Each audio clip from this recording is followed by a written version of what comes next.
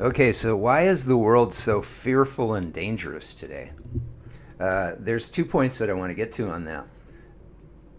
The first point is that it's not, or it's not nearly as fearful and dangerous as we're led to believe it is.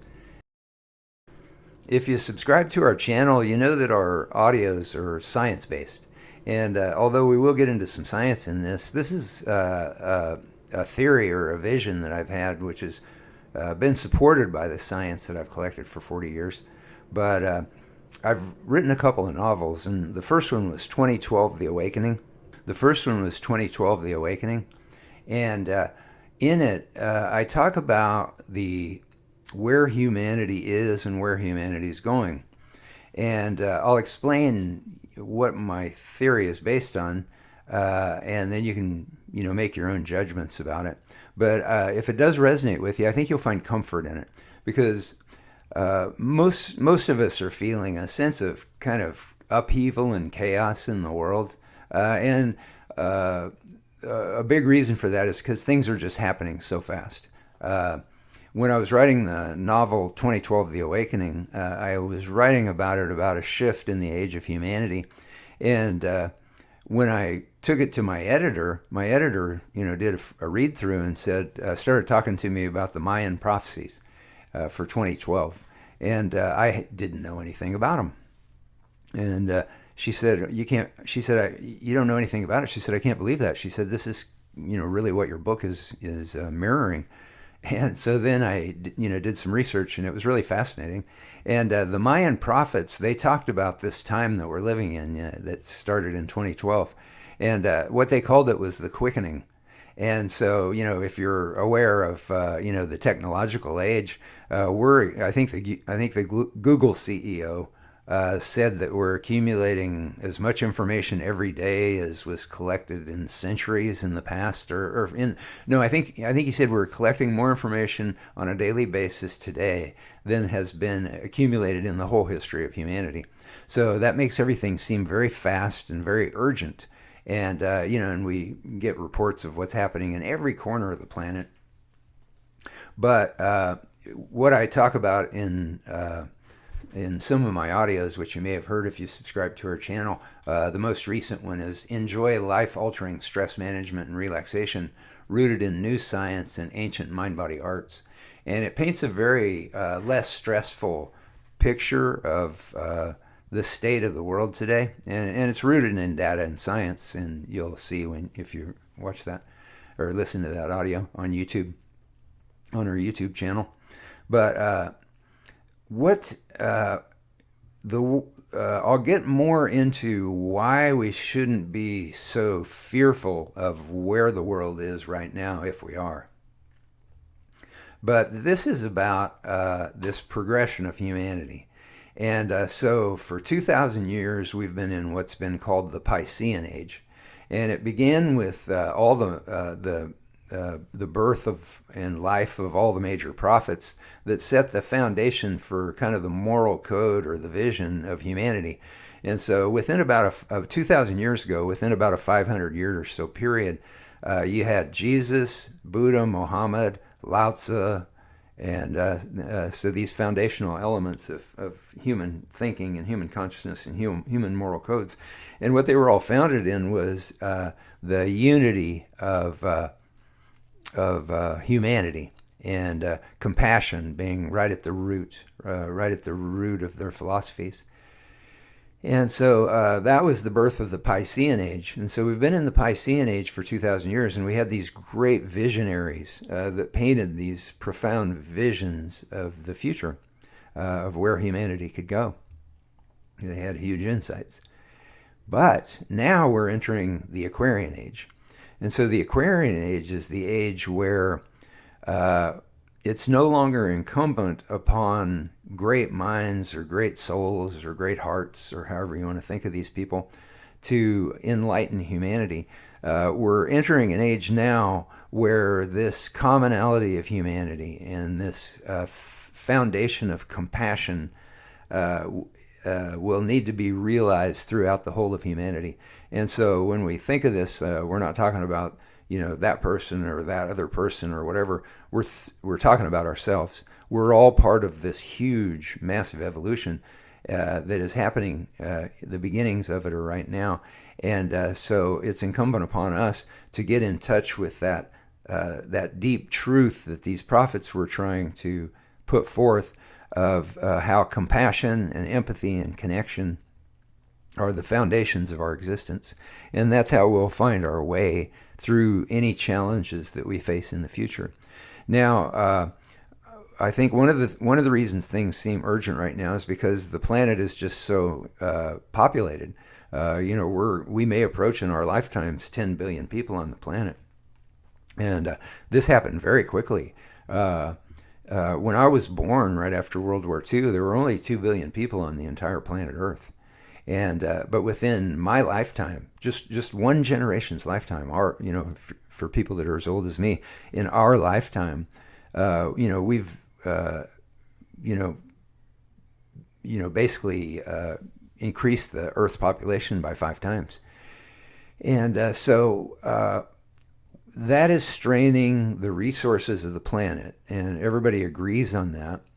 And so for the past 2,000 years, another way that I've explored this is for the past 2,000 years, we've been in what the Chinese philosophers or Taoist philosophers would call the Yang age. The Yang, the masculine, the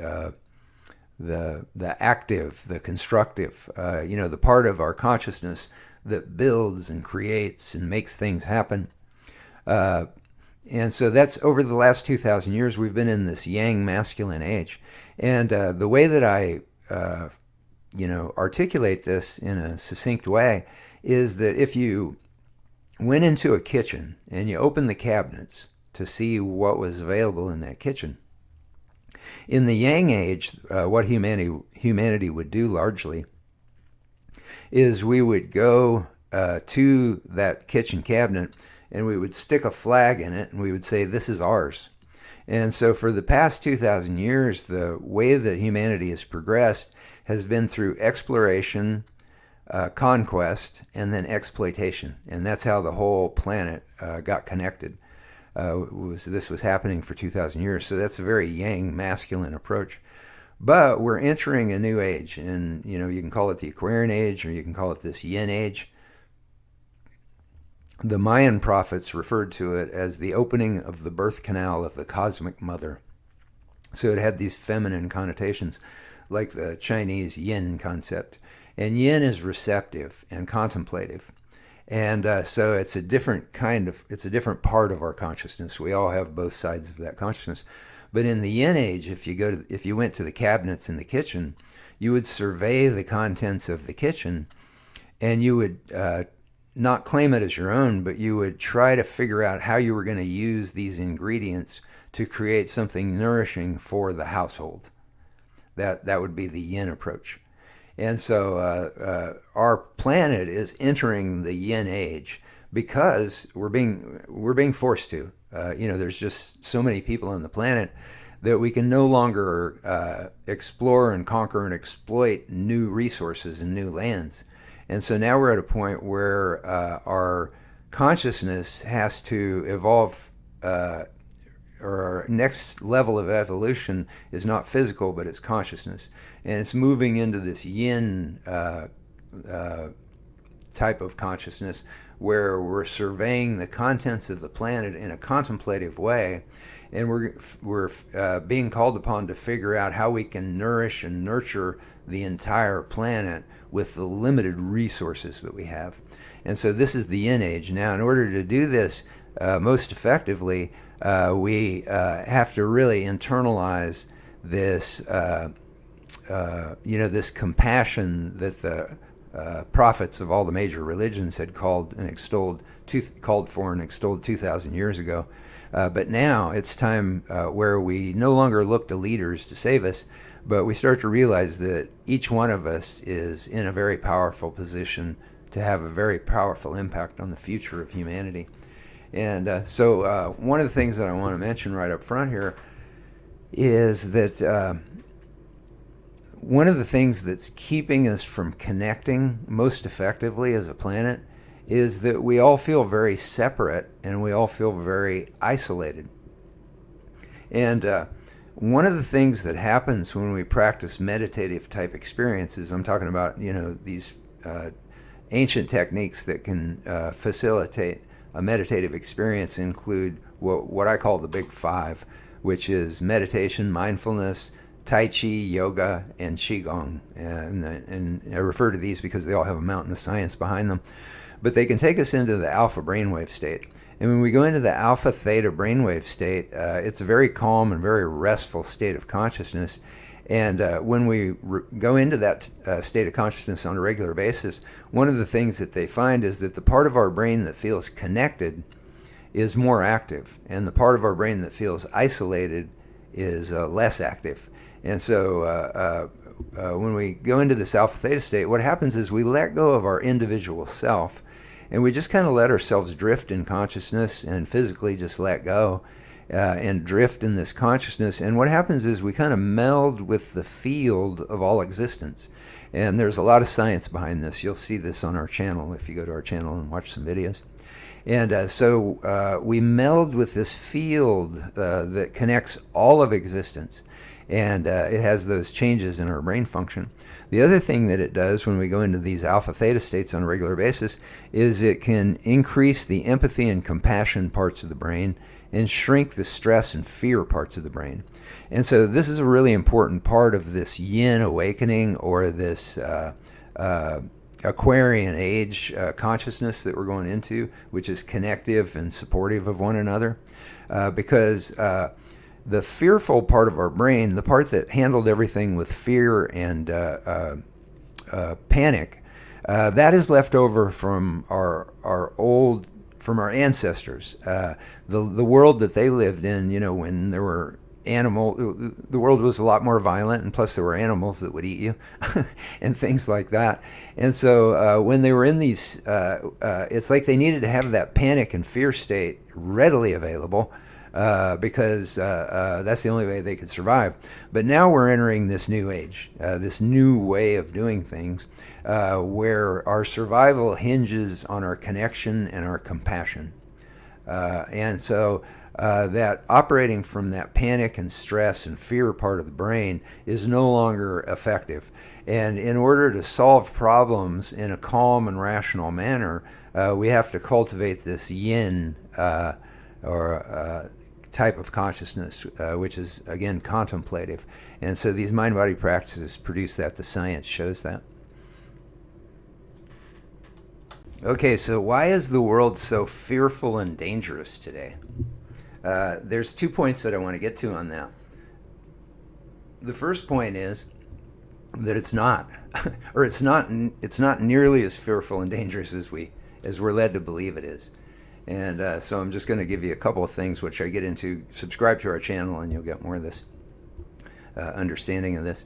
But for one thing, the planet is vastly less violent than it's ever been before in human history, and that's just a fact. And you can get into the details in our other audios.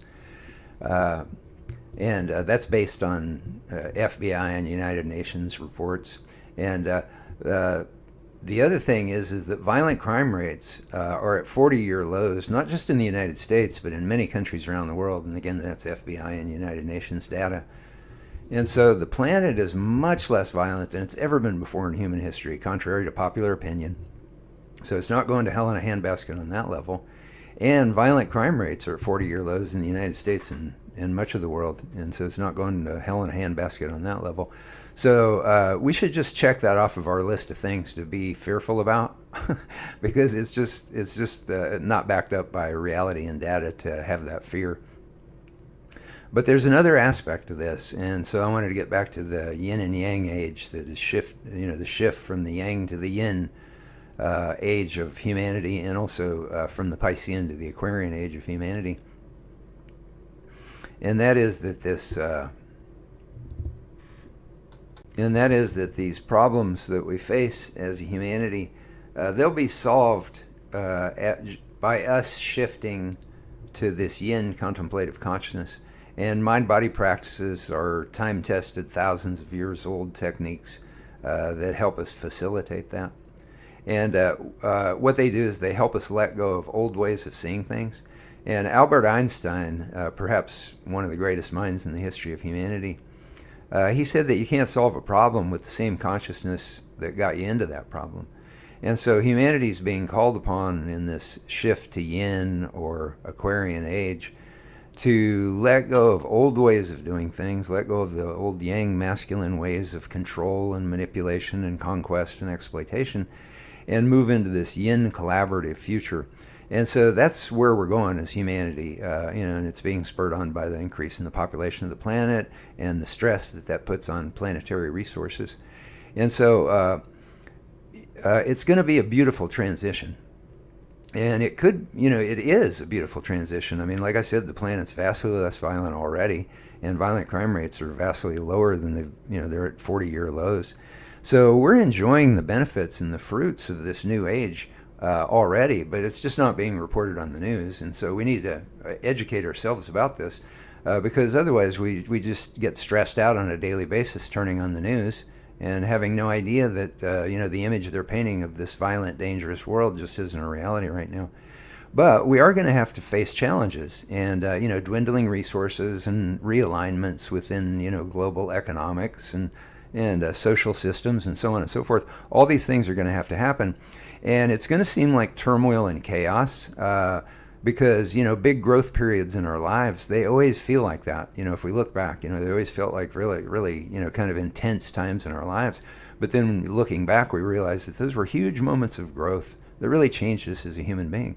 Maybe made us more open, more aware, more compassionate and empathetic of what other people are going through, when we go through things. And so that's where humanity's at.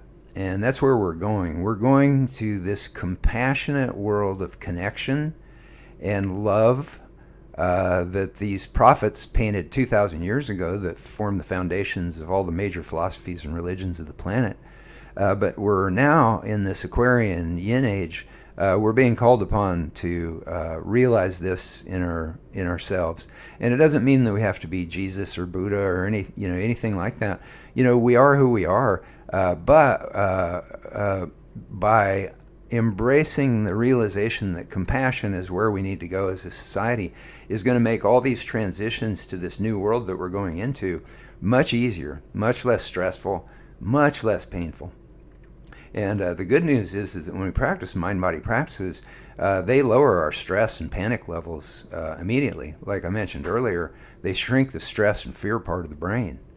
But they also open and increase the size of the empathy and compassion parts of the brain. And so while we're enjoying less stress and less panic by practicing mind-body practices, we're also changing our consciousness to become more empathetic and compassionate. And our consciousness doesn't stop at the skull. It ripples out and it affects the global consciousness. And so this transition that humanity is going through will be facilitated by all of us practicing mind-body practices. But then at the same time, we'll be enjoying all the benefits with our own personal health, both physical, mental, and also emotional. And all those things are intertwined. And so the future is very bright. Mind-body practices spreading across the planet like a wildfire already.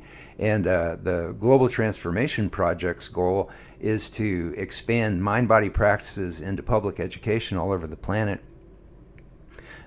because it would reduce global health care expenditures by trillions of dollars every year. We'd save trillions of dollars year after year after year by getting mind-body practices into public education throughout the planet. And so go to globaltransformationproject.org and you can learn more of the science and also our approach to it. And I think that you'll find it really exciting. And then you can get involved by signing our petition, and then we'll give you occasional updates of how the process is going. But we're going to get a United Nations resolution to advocate mind-body education for public education worldwide. But it won't be mandatory. Any country could opt out, any school could opt out, any individual student could opt out. And what we encourage is that students have an option for an alternative to the mind-body practice. If they don't want to, or if their parents don't want them to, that's fine. But what we've found through our public education teaching over the last 30 years is that we make that as an option when we go into a public school and do the mind-body training. But we find that virtually all of the students stay. Occasionally, you'll get one or two students that'll go to a study hall or whatever. But most of the students are interested and curious. They want to learn about their minds and bodies, and they really enjoy it. But it's really key that the student be in the mind-body program because they want to be in the mind-body program because it just works much more effectively. You get really profound benefits from it when we're there because we want to be there and not because we're told that we have to be there.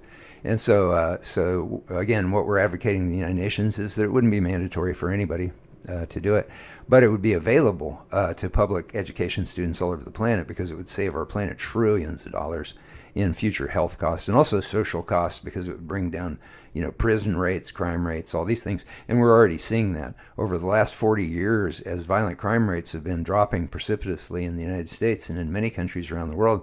These mind-body practices have been spreading like a wildfire all across the planet. And so it's not a coincidence. It's actually reflecting the science that shows that when a small number of people go into these high-level meditative states, that it actually lowers the violent crime rates for a whole institution or a whole city. And, when you look at the larger picture for the whole planet. And the data on this is just fascinating and amazing. So you may want to subscribe to our channel and look at some of our past videos to get the science in the background on all this very exciting new emerging science. So I just felt compelled to get this out because I just feel like there's just, the media promotes a very dismal picture of the possibilities of humanity. And also it doesn't give you a larger idea of what is going on in the human condition. And so we're headed towards something really good. The great transcendentalist poet Walt Whitman had a line, and he said, everything is on its way to someplace else. He said, I can't tell you where that is. I can only tell you that it's somewhere good. And so what's unfolding is this new way for humanity. And it's a way of empathy and compassion and peace and love. And these were ideas that were planted in the human psyche 2,000 years ago from some of the most brilliant minds in the history of humanity who had insights, and they dedicated themselves to spreading that, and it spread all across the planet. But now it's time for humanity to embrace this. And the mind-body practices are really effective for facilitating this on many different levels. And the future is beautiful. It's profoundly beautiful. Now, the only cautionary note that I throw out there is that the changes that we're going to go through as a global society, they're going to be as painful or easy as we make them. And what that boils down to is, do we let go of division and separation? Do we stop looking at other people and other political parties as evil, or people in different countries as evil? All these barriers we're going to have to let go of. We're going to have to let go of all the division, and the mind-body practices really help facilitate that because they leave us knowing that we are connected. Because when we merge into that field of existence and we go into that alpha-theta brainwave state, that's where we are connected to everything. And so that'll make it much easier for humanity to transition through these phases. And, if anyone is listening to this and they're thinking, well, wait a minute, I know that our country or our party or our whatever, we're the good guys. We don't have to do anything. It's those other people. They have to do it. They're the evil ones. Okay, we're going to have to get over all that stuff. We're going to have to start putting ourselves in each other's shoes, and we're going to have to start re-envisioning the future based on the needs and security interests of all the different countries. We can't have any one entity deciding what everybody else is going to do. And so we've just got to let go of this idea that it's somebody else that's causing all the problems, because it's the vibratory rate of the human consciousness as a whole. That's where these problems come from. And so, when we go into these alpha theta states, we're letting go of our own grip on old dysfunctional ways of doing things and opening to a new, larger, more empathetic and compassionate way and possibility. And so then what that then does is it affects the whole global consciousness. And again, there's data and science that support these concepts that I'm talking about. And you'll see them in our other audios when you subscribe to our channel. And you'll see them there. You don't have to subscribe to see them. But I hope you do subscribe, and I hope you start spreading our channel. Because it's really important that we start to let go of this grip of fear, and we start to realize that we're headed for some really, really good things. And the more that we facilitate this shift towards this larger perspective, less I and me, and more of a connection to the whole, and this empathetic approach to the future, and just spreading mind-body practices just as wide and far as we can around the planet. And again, the big five that have the massive science on changing brain waves and consciousness and improving health and all these things are the big five, which is mindfulness, meditation, Tai Chi, yoga, Qigong. And so we can spread these around the planet, and it'll just make this transition that we're going through just a lot more fun and a lot more exciting.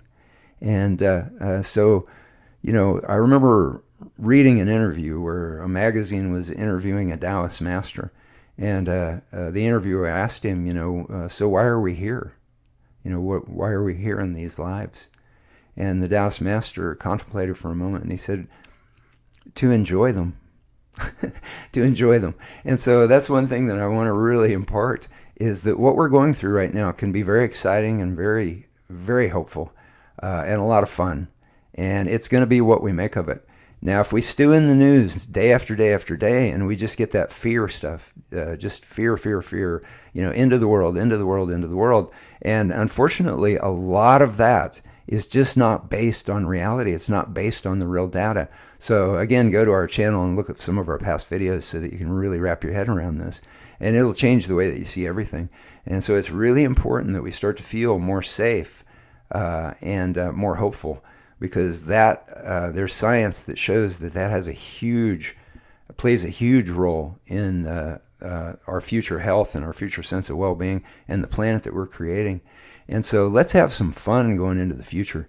It can be a lot of fun, but it's going to entail a wholesale shift in how we see everything. So I hope you subscribe to our channel. It has a lot of suggestions and meditations and just really beautiful things that can really help you, kind of find our way through the weeds of this transition to a new way for humanity.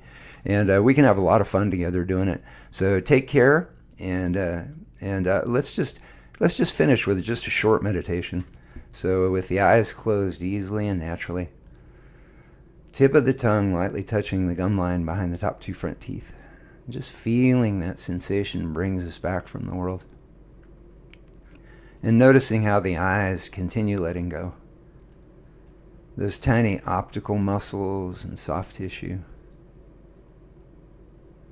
The cheeks and the sinuses softening and opening. The brow and the forehead and the sinuses softening and opening, and the temples. And feel the tip of the tongue lightly touch the gum line behind the top two front teeth. And again, that sensation just brings us back from the world. And then feeling the cool waves of breath filling us from the abdomen all the way up into the airy fibers of the lungs. And on this sighing exhale, just letting everything that we are let go of everything that we've held onto, as we just drift in this ocean of limitless lightness and silken effortlessness. Letting the center of the brain just sigh and lift and lighten. Let go. Know it's safe to let go. To just get lost in this silken effortlessness. To drift on this. Let the mind know that it's safe to just let go of control.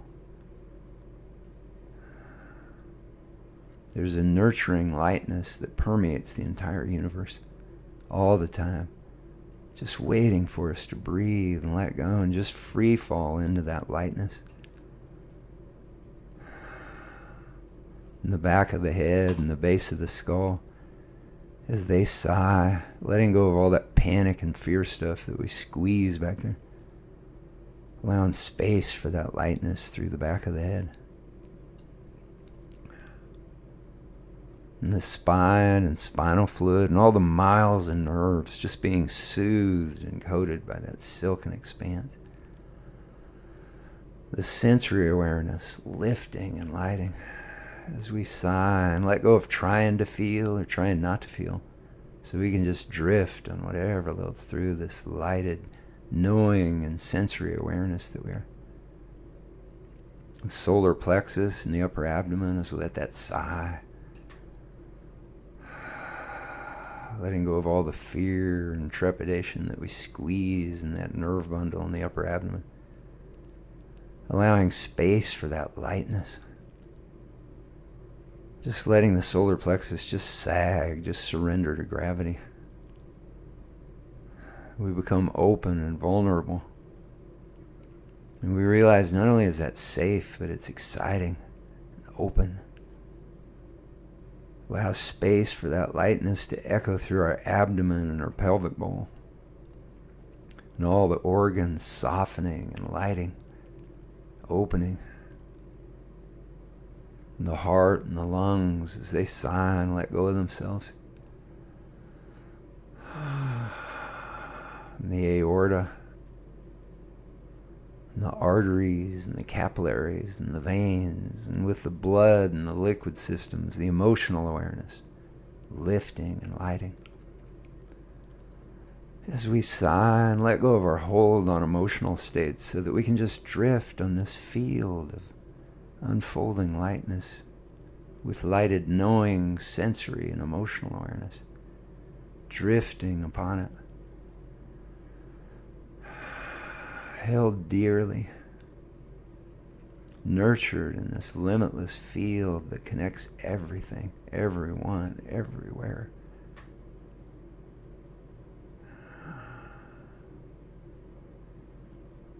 It's like we infuse with this lightness on that full abdominal in-breath. We don't try, it just happens.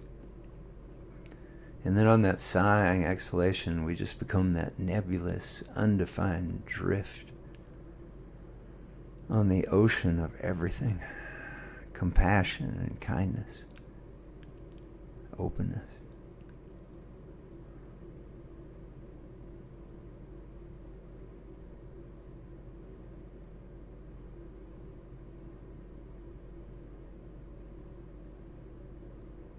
Good, and we can continue floating in this lightness as we go through our day.